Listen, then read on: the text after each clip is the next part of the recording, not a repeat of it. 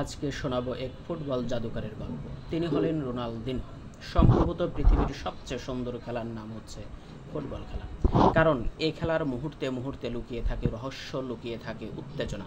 ব্রাজিলকে ফুটবলের তীর্থভূমি বলা হয়, যেখানে জাদুকরদের জন্ম, যেখানে যুগে যুগে কত যে ফুটবলের জন্ম হয়েছে তা কি গুনে গুনে শেষ করা যাবে।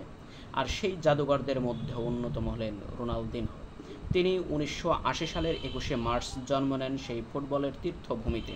তার ডাক নাম ছিল গাউচো। তার বাবা জোসে মোরেইরাও স্থানীয় এক ক্লাবের ফুটবলার ছিলেন। তার পরিবারের সব সময় ফুটবল নিয়ে আলোচনা চলত।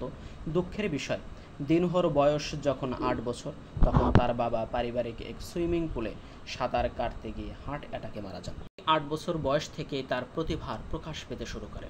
তার বলের উপরে নিজের নিয়ন্ত্রণ, গতিশীল ফুটবল নিয়ে নতুন নতুন কলাকৌশল, সবাই মুগ্ধ হয়ে যেত। তিনি বয়সে খুব ছোট হওয়ায় তার আসল নাম রোনালদো হওয়ার পরও তাকে ডাকা হতো রোনালদিনহো, যার অর্থ করলে দাঁড়ায় ছোট রোনালদো।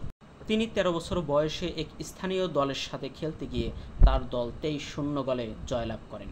আপনারা হয়তো ভাববেন, রোনালদিনহো তাহলে কয়টি গোল করেছিল? ২৩টি গোলের সবগুলো গোল তিনি একাই করেছিলেন।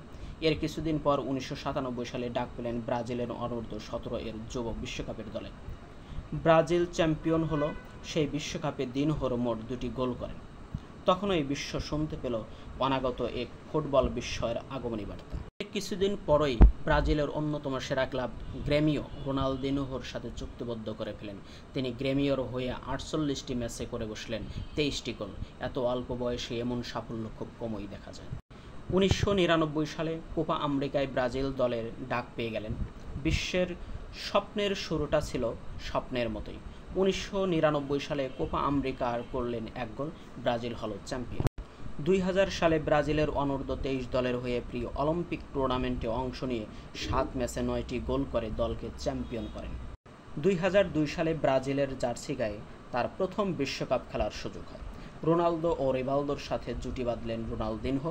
২০০২ সালে বিশ্বকাপে সর্বোচ্চ গোল উপহার দিয়ে দলকে এনে দেন রেকর্ডময় পঞ্চম বিশ্বকাপ।